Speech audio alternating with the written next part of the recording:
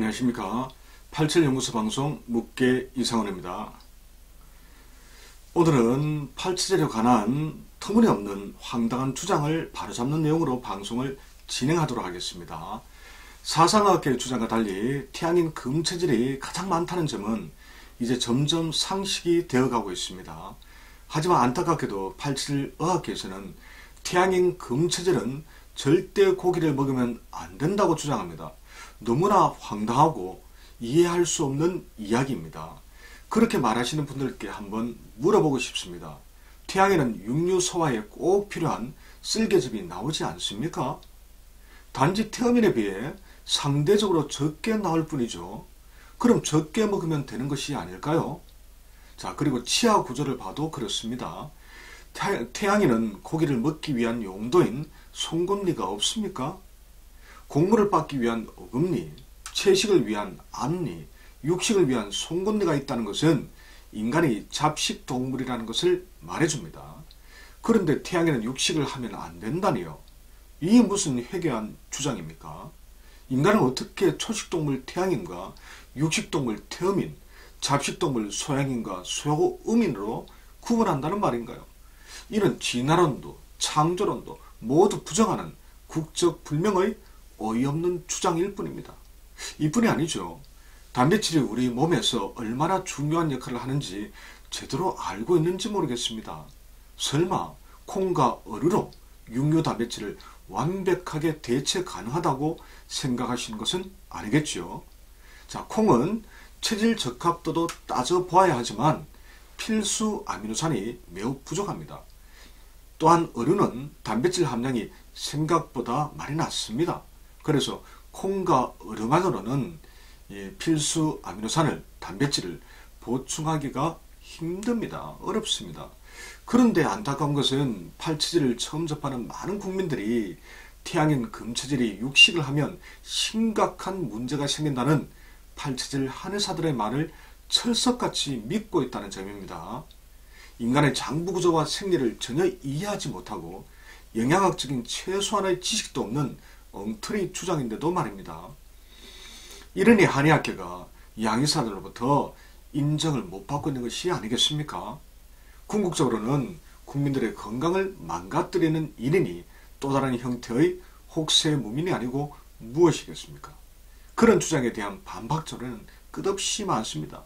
일단은 방송 시간을 고려해 두 가지 정도만 좁혀서 이야기해 보겠습니다. 자, 장수국가로 유명한 일본에서 100세 이상 일본 노인 442명을 대상으로 섭취하는 음식물에 대해서 조사한 적이 있습니다.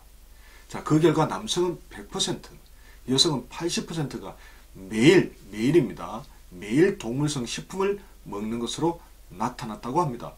장수노인 가운데 고기를 자주 먹는 이들이 많다는 이야기는 적절한 육식을 통한 균형 잡힌 식생활이 건강과 장수에 이롭다는 뜻이 아니고 무엇이겠습니까?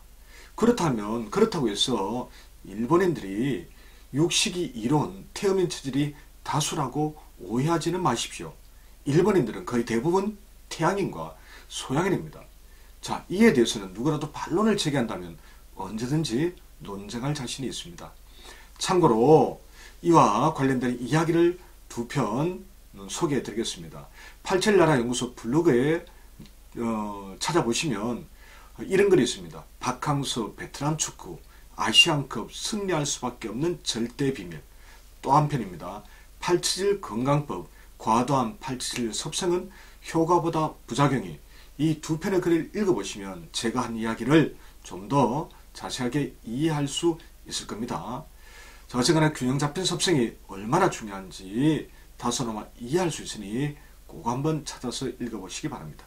자, 육식도 반드시 해야 한다는 점을 이해시켜 드리기 위해서 사례 한 가지만 더 들어보겠습니다.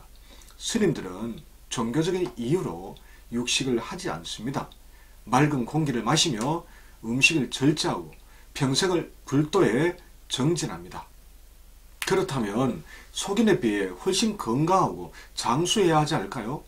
하지만 스님들의 평균 수명은 일반인들보다 훨씬 짧고 건강 상태도 일반인에 비해 상대적으로 좋지 않습니다. 육식을 철저하게 금하는 수도승들은 특히 더 그러합니다. 스님들의 건강 상태가 좋지 못하고 수명이 상대적으로 짧다고 했는데요.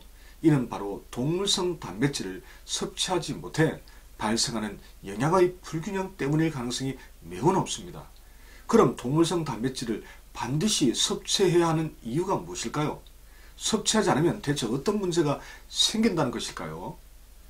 단백질은 간의 해독 과정의 필수 영양분이기 때문입니다. 인체 내에서 생성되거나 인체 밖에서 들어오는 각종 물질, 약물, 알코올 등은 간에서 해독 과정을 거쳐 밖으로 배출됩니다. 그런데 이러한 물질은 대부분 물에 잘 녹지 않는 지용성으로 신장과 담즙으로 배출되기 위해서는 두 단계의 해독 과정을 거쳐야만 합니다. 즉 1차 해독 과정에서는 물에 쉽게 녹을 수 있도록 수용성으로 바뀌게 되는데, 이 과정을 거친 중간 대사 사물은 처음보다 독성이 훨씬 더 강한 상태로 변합니다. 그리고 2차 해독 과정에서는 이러한 독성 물질이 단백질의 일종인 글루타치온과 결합되거나 단백질의 분해체인 아미노산에 붙잡혀 담즙이나 신장을 통해서 몸 밖으로 배설됩니다. 이처럼 단백질과 그 분해된 형태인 아미노산은 해독에는 없어서는 안 되는 필수 성분입니다. 그런데 육류 섭취를 멀리해 단백질과 아미노산이 부족하게 되면 2차 해독 과정이 원활하게 진행될 수가 없습니다. 이로 인해서 독성 물질인 중간 대사 사물이 혈액을 오염시키고 간과 다른 장기에 쌓여 심각한 부작용을 초래하게 되는 것이죠. 여기에 스트레스, 과음, 수면 부족, 과도한 노동이나 운동으로 인해 인체에 해로운 활성산소가 대량으로 발생하면 이를 제거하기 위해서 단백질의 일종인 글루타치온을 빠르게 소모합니다. 이럴 때 몸에 단백질이나 아미노산이 충분하지 않으면 활성산소를 해소하지 못하고 이것이 오히려 간과 인체 조직을 공격해 또다시 심각한 손상을 입히게 됩니다. 자, 참고로 해독 과정에 재료로 쓰이는 것이 비타민 B입니다. 그러므로 간 기능이 가장 약한 한태양인 금음체질은 비타민 C에 더하여 비타민 B를 함께 섭취하면 더 큰 도움이 됩니다. 자, 정리하겠습니다. 태양인 금양체질, 금음체질이 과도하게 육식을 하면 당연히 몸에 큰 부담이 됩니다. 루게릭 등의 심각한 질환이 생길 수도 있습니다. 하지만 이를 침소봉대에서는 곤란합니다. 부분적이고 극단적인 사례를 일반화시키는 오류를 범해서야 되겠습니까? 자, 동양의학도 한의학도 생존을 위해서 그리고 국민들께 인정받기 위해서는 서양의학의 생리학과 영양학 등에 대해서도 공부를 해야 합니다. 지금까지 태양인, 금양체질, 금음체질도 육식을 해야 하는 이유를 두 가지 정도로 한번 살펴보았습니다. 이외에도 추가적으로 할 이야기가 더 많습니다. 상황을 보아가면서 2탄과 3탄을 연속해서 준비해 보겠습니다.